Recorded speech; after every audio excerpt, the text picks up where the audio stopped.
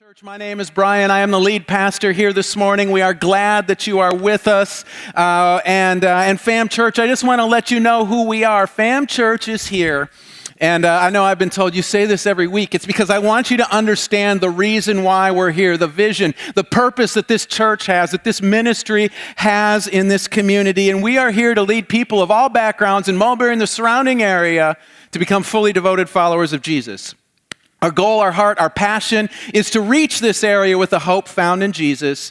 And if you're a first-time guest with us this morning, I hope your experience has been amazing. And if you're in church for the first time or the first time in a long time, we're really glad that you're here this morning. Now, if somebody told you that maybe you're single and they're saying, come to Fam Church this morning, there's some good-looking people there, maybe you'll leave with a Valentine. I don't know. Some people are excited about that. All I got to say is look around the room. There's some good-looking faces in here. Maybe you can get a number after church. That's all I'm saying, okay? No, don't do that. Don't be hitting on people after church. But we're glad that you're here today, and we hope that what we do has helped connect you with Jesus like you never have before. And like I said last week, we finished up The Struggle is Real, and I'm sure you're wondering, what are we doing next? What could be next? Are we doing another series? No. The month of February, we're taking a series break. We've got 3 individual messages from different parts of the Bible. We're not going to start a new series until we head into March and Easter. We're going to give you a break from series for a month here. And this morning's message was actually birthed out of a devotional that I did at FCA at Mulberry High School back in December. And that kind of formed the basis, the foundation of what we're going to be talking about here this morning. And I felt like it was a word for Mulberry High School and the students in FAM, but in the FCA. But I also feel like it's a word for FAM Church, for the people, for the people who come here on a Sunday mornings. It's a word for us as well. And so to start this off this morning, I'm going to ask everyone a question. Have you ever went to put something together, went to go do something, and you either lost the directions or instructions on how to do that, or you just didn't feel like following them whatsoever. You just thought you could wing it and take care of it. Yeah, I think most of us have been in that boat, right? I mean, you get these kits, these bookshelves and these other pieces of furniture that you put together, and it's got directions that were written by some guy in China, and you're looking at them going, how the heck do you put this together? And so you're like, forget that, and you just start grabbing pieces and trying to figure it out, right? I mean, most of us have been in that spot at some point in our life, and I mean, I've been there a lot. I've done that with furniture. I've put furniture together and had pieces on backwards, pieces in the wrong spot, and was just like, ugh. But anyway, when I was in my teens and early 20s, I worked in food service. I worked for a restaurant, Perkins Restaurant. I worked for Perkins for like 7 years, and there was lots of rules and regulations and instructions that you had to follow, okay? You needed to make sure that the food was handled and prepared right, because you didn't want to make somebody sick. I mean, no restaurant's goal is to go Chipotle on people and make people sick across several different states, right? I mean, I hope not. Yesterday, I had tacos from a taco truck near my house, and I don't think that anybody from the health department knows they're there.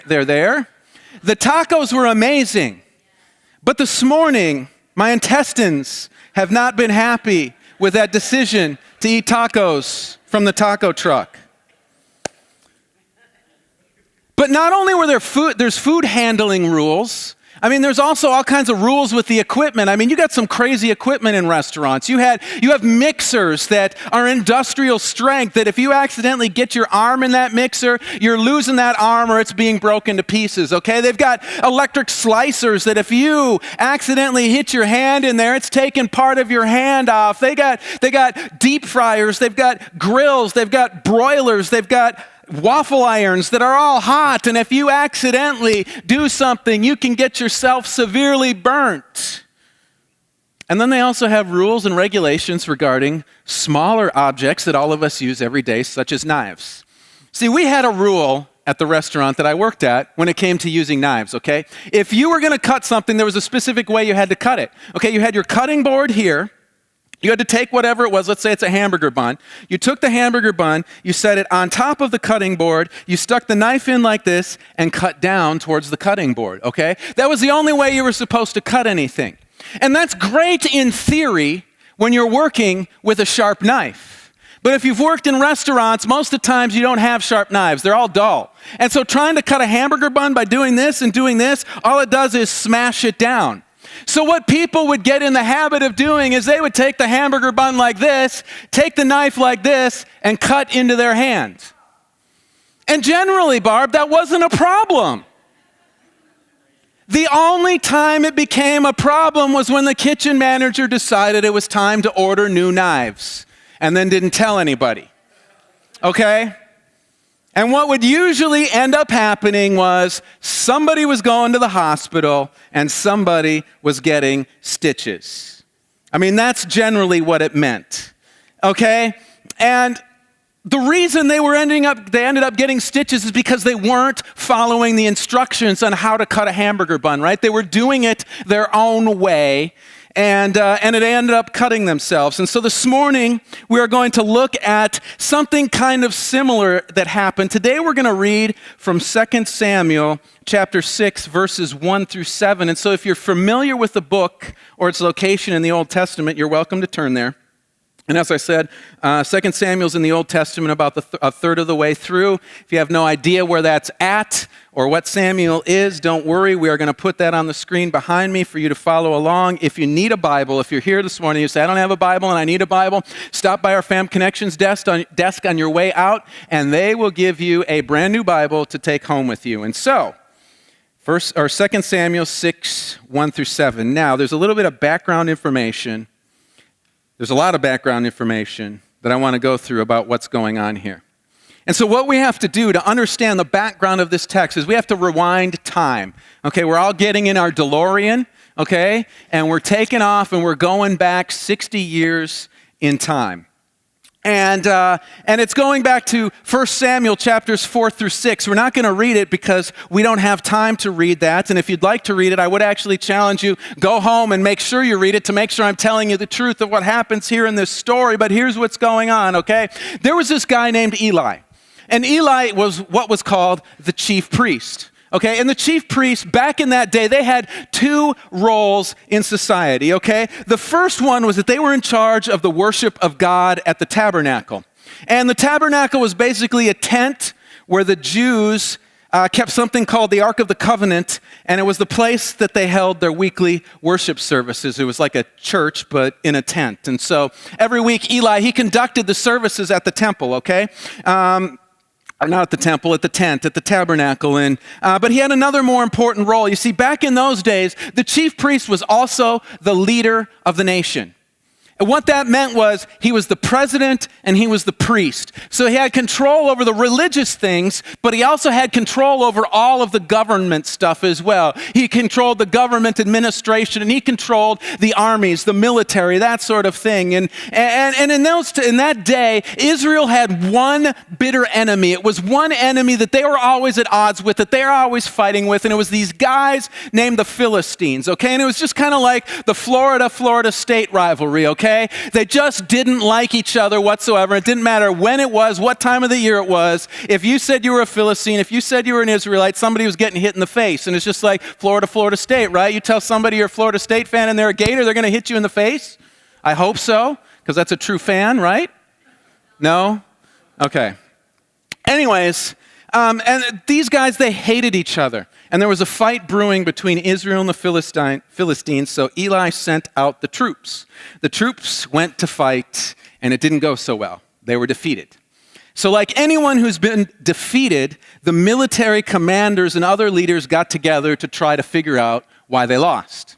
And so the conclusion that they came to, and so the reason that they lost the battle was because they'd headed out to fight and they didn't take God's presence with them onto the battlefield. And I mean, I guess that's a possibility. We can't really say if that's the reason that they lost or not, but I mean, we can place that in the realm of possibility. And so they decided that they needed to take God's presence with them out onto the battlefield. Now, for those of us, if I were to say, let's take God's presence out onto the battlefield, we think of things like, okay, maybe we need to get the army together and pray and ask God to show up up on the battlefield. Maybe we need to all get together and read our Bibles and have God's presence show up that way. Or maybe have the worship team go out with the army and you can all sing and worship for a couple of hours before you go and fight. That's not what they thought of. Their thought was, what we need to do is get the Ark of the Covenant and bring that with us. This thing that was sitting in the tabernacle. And why would they do that? Because of what the ark is. And so let's just take a minute to look at what this ark is.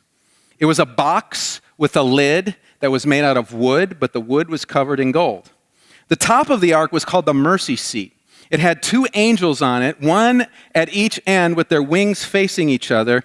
And it says in Exodus 25:22 that between the 2 angels, in the middle of the lid, was the place where the presence of God would appear when he would meet with Moses. So it was literally the seat, the throne of God when he would come down onto this earth and chill with Moses and others. It was also the spot where the high priest sprinkled the blood. You see, every year the high priest had to go in with 2 offerings for sin. He had to bring in a bull, and sprinkle blood 7 times on this mercy seat for his own sin. And then he'd bring a goat, and the goat would be dead, and he would sprinkle blood on the same spot for the people of Israel who committed sins. He'd sprinkle it 7 times for them. And so this was the spot. It was like God would come down, he would see the blood on the top of this mercy seat, and instead of wanting to judge the Israelites for their sin, he would have mercy on them and give forgiveness for their sin because of the blood that was sprinkled on top of this. And so literally, this Ark of the Covenant was the presence of God to Israel. So they figured that if they brought this thing into battle with them, they'd literally be bringing the presence of God into the battle.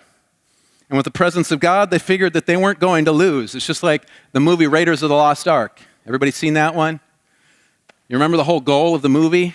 The Nazis were trying to get the Ark of the Covenant. Why were they trying to get the Ark of the Covenant? They wanted to carry it in front of their armies because they figured that the Ark, with the Ark in their hands marching before them, they wouldn't lose, okay? Well, the deal is that the Israelites tried this way before the Nazis ever thought of this. And I know it's a movie. I know it really didn't happen. But the Nazis were, if you ever watch any history shows, the Nazis were in kind of some weird stuff. And so they looked for stuff like this. They looked for the Ark of the Covenant. They looked for the cup of Christ. They looked for all of this stuff. I mean, they were doing anything they could to win. But anyways, they tried the plot of this movie 2,000 years before that, and instead of them defeating the Philistines, the Israelites lost the ark, and it was captured by the Philistines. And the first thing that I want all of us to see here in this text is that God cannot be used as a magic wand to fulfill all of our purposes.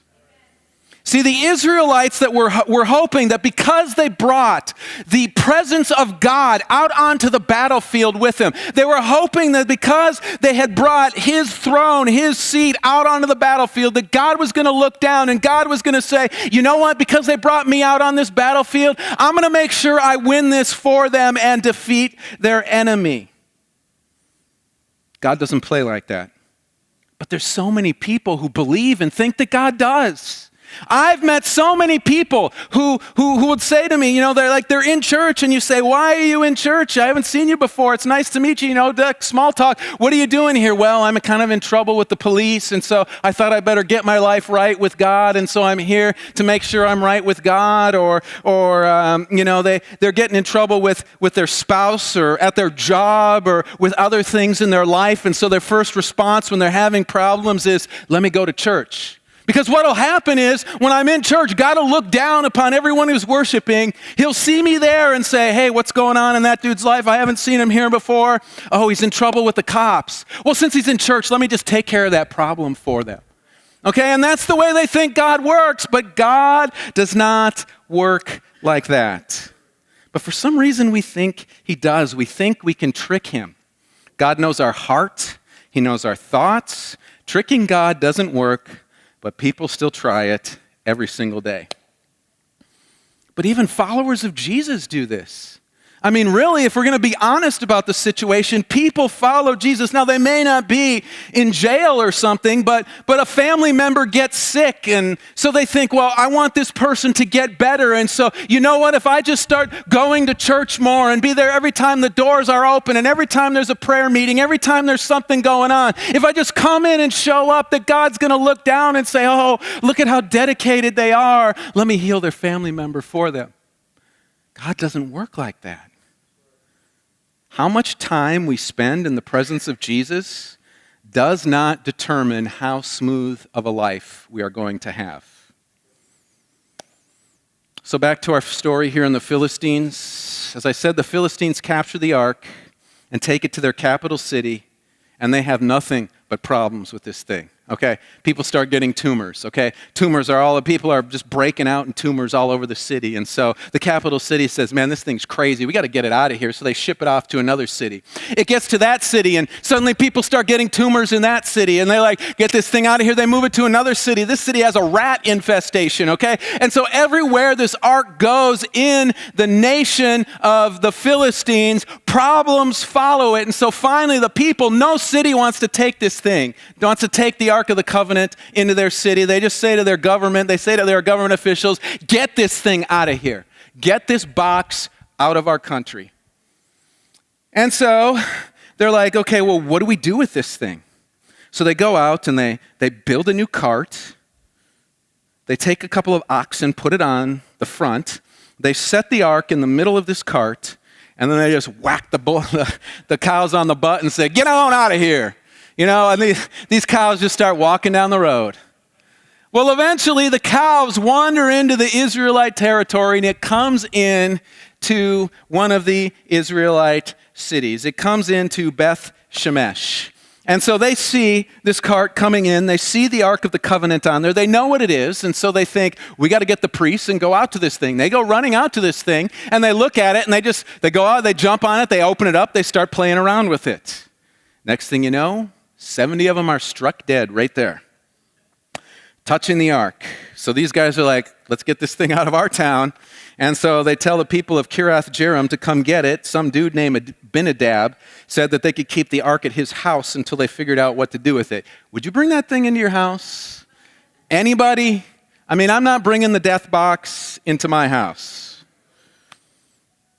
But that's the background information to what we are going to look at here in 2 Samuel. And so let's read 2 Samuel chapter 6, verses 1 through 7. It says, David again brought together all the able young men of Israel, 30,000. He and all his men went to Bela and Judah to bring up from there the ark of God, which is called by the name of the Lord Almighty, who is enthroned between the cherubim on the ark. They set the ark of God on a new cart and brought it from the house of Abinadab, which was on the hill. Uzzah and Io, son of Abinadab, were guiding the new cart with the ark of God on it, and Io was walking in front of it. David and all the Israelites were celebrating with all their might before the Lord, with castanets, harps, lyres, timbrels, sistrums, and cymbals. When they came to the threshing floor of Nacon, Uzzah reached out and took hold of the ark because the oxen stumbled. The Lord's anger burned against Uzzah because of his irreverent act. Therefore, God struck him down, and he died there beside the ark of God. I mean, when you read that, doesn't that blow your mind? I mean, think about this, okay? We're trying to get the ark back to Jerusalem. They're trying to get the ark back to the tent of meeting. They're trying to get the ark back to the place where it belongs. And an oxen stumbles, and the cart starts to, or the ark starts to shake and is about to fall off. And so a man sticks out his hand to keep it from happening, keeping something bad from happening, and God strikes him down. I mean, think about that. Think about your kids. You're at home. You're working on something. There's a glass on the counter, okay? And you bump the glass, and your child catches the glass and sets it on the counter before it's break. Do you strike them down dead? No, most of us would be thankful the glass didn't hit the floor, right? I mean, really. But here is this man trying to keep the ark from being broken to pieces, and God strikes him down. That's just messed up. But this is the main point of this whole message, that we need to know about this. See, there was a way that God had told the people to handle the ark. Exodus 25:10-14 says this: "Have them make an ark of acacia wood, 2.5 cubits long, 1.5 cubits wide, and 1.5 cubits high. Overlay it with pure gold, both inside and out, and make a gold molding around it. Cast 4 gold rings for it and fasten them to its 4 feet, with 2 rings on one side and 2 rings on the other. Then make poles of acacia wood and overlay them with gold. Insert the poles into the rings on the sides of the ark to carry it. The poles are to remain in the rings of this ark. They are not to be removed. Then put the ark, the tablets of the covenant of the law, which I will give to you. Put in the ark the tablets of the covenant law, which I will give to you." See, they were supposed to have poles that were covered in gold that went through the ring holes that were built into the bottom feet of the ark. And they weren't supposed to be removed, and God had built it that way for a reason, so that nobody would have to touch the ark. They could carry the ark with 4 people and the poles so that there would never be a need to lay a hand on it, and there was a reason that God made it this way. As we had already said, the ark represented the presence of the Lord. When God would meet with Moses, God would appear over the Ark of the Covenant. When the sacrifices were brought in and presented to God, they were presented at the Ark of the Covenant. The top of the ark was the mercy seat. That's where people received mercy from God and where they offered sacrifices. It was a spot where the blood of the sacrifice was poured. It was God's presence with the people. And the deal with God's presence is that it cannot be tainted with sin or anything that's sinful. What that means is no person can touch the ark. Why would no one be able to touch the ark? Because we are all sinful. I know that we think that we're awesome. I know that we think we're angels. I know that we think we're amazing, incredible people. And why wouldn't God want us in His kingdom? He should be honored that we've chosen Him. But it's not true. See, we are all unholy. And if you're sitting there this morning going, "Well, I don't really see it in me," let a few of us spend a day with you. We could find all kinds of unholiness in you, okay? If you were to spend a day with me, you could find all kinds of unholiness in me. The office staff tells me that every day, okay?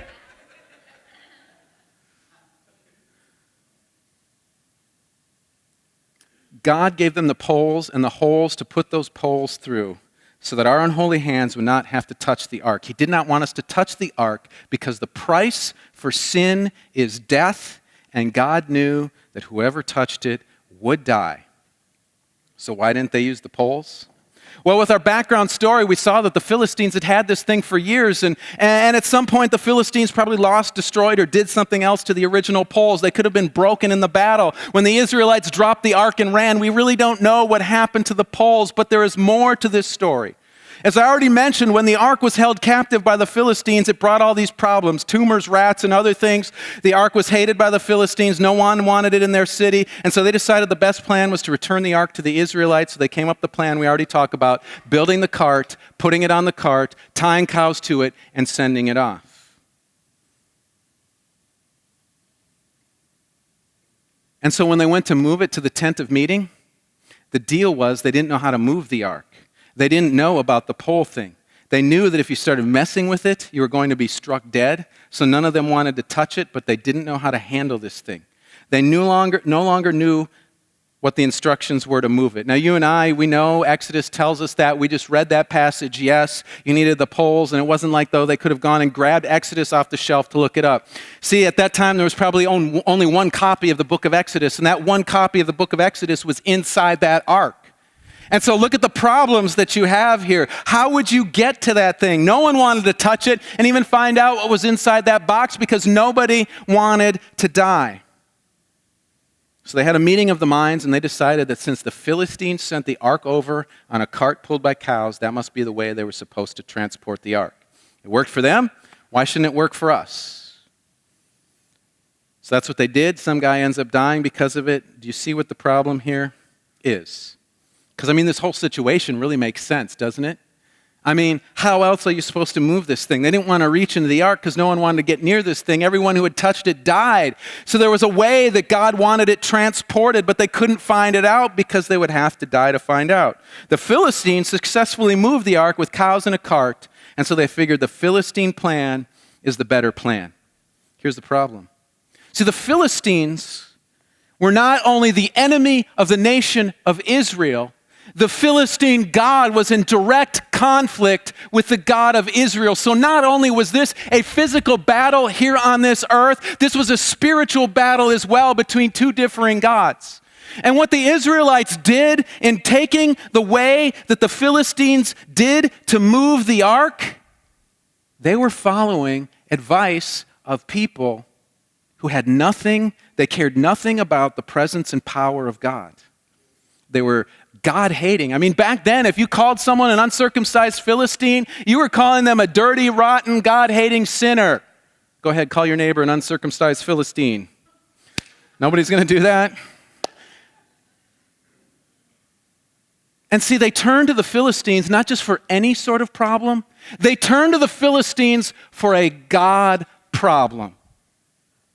Instead of turning to God to answer their God questions, they turned to the enemy of God, to those opposed to God, to get the answers to their questions.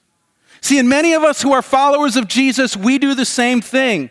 We need answers to stuff. We need direction in life. We need to know where to go and what to do. And so what do? Instead of turning to God and His truth, we turn to the people of this world and say, how would you handle this situation? And then we go about and do it that way. A lot of you guys in here are in high school this morning, and you're trying to determine what you should do with your future. And a lot of you are turning to your guidance counselors at school and your parents and asking them, what should I do? Who should I be? What should be my major in college? That's an okay question, but the better question is you should be going to God and saying, God, what do you have for me? What is your plan? What is your future? What do you have for me? Because you know what? God's plan is going to be way better than any plan that you could ever possibly come up with in your life. There are those in here who are struggling financially. And we think that the way to solving our financial problem is to holding on to more of our money. But you know what the Bible says? You know what Jesus has told us? Jesus says if you want to get, you need to give. And so as long as you sit there and you hold on to your money and say, I can't give it away until I get more, you're never going to be doing finances God's way. You're listening to the world and the direction that the world is going and wants you to go. It applies for everything. It applies in our personal finances, a business, a church, whatever. We need to be generous because that's God's way. Some of us, we want God's hand in our life, but in our sex life, we're not doing it God's way. We take our advice from this world. We think that, oh, it's okay. I'm not married. Jesus said, one man, one woman, but you know, it's okay. It's my boyfriend, it's my girlfriend. We plan on getting married someday, so it's all good. We can do this. Or there's others that are saying, you know what? My wife, my husband, she just doesn't have the same sex drive as me, and so I'm just going to use some porn, maybe some one-night stands, occasional hookups, just to meet that need. And that's not God's way. And you're not going to bring God's hand of blessing into your life if that's the way you're doing it. And I know those are big, but you know what? The biggest threat to many of us who follow Jesus is that we let a bunch of little things that we would not consider big sins get into our life, and it causes us to live in a place, it causes us to live at a level that is less than God's best for our life. We live at a level where we feel that our personal life has priority over our spiritual life, where we don't give to Jesus for a while so that we can afford that cruise, or I can't spend time in prayer, I can't spend time studying God's word, I can't spend time in church, I can't spend time in worship, because that time, that hour that I would use there would be better used doing something else in my life, because my life is just too darn busy.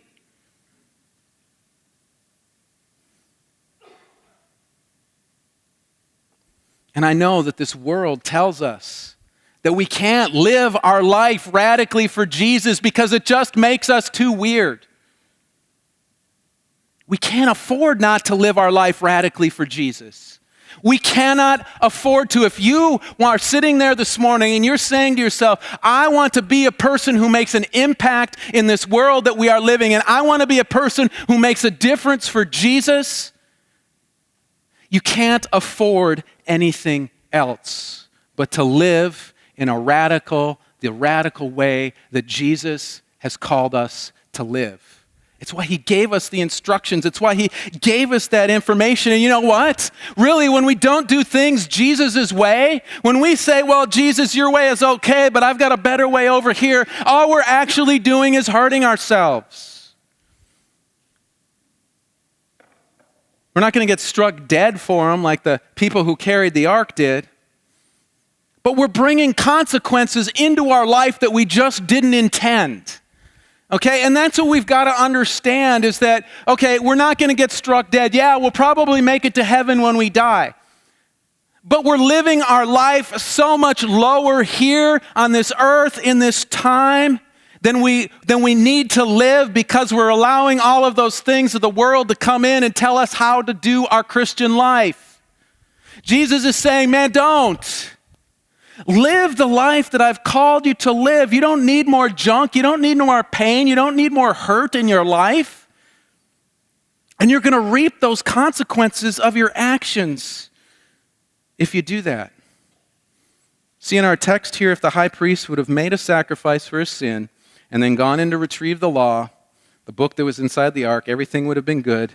No one would have died because they did it God's way. But instead, they chose the way of hurt and pain. And for some of the things that happen to us, it's because we go and listen to what the Philistines say, and then we get zapped. See, God has given us this collection of books that we call the Bible to lead us and guide us and to direct our life. And when we follow those things in our life, it will help us avoid so much pain, hurt, and heartache if we take it and apply it rather than listening to the voices of the world and what they are saying and how they are telling us to live our life. See, church, we cannot be the example of the Philistines.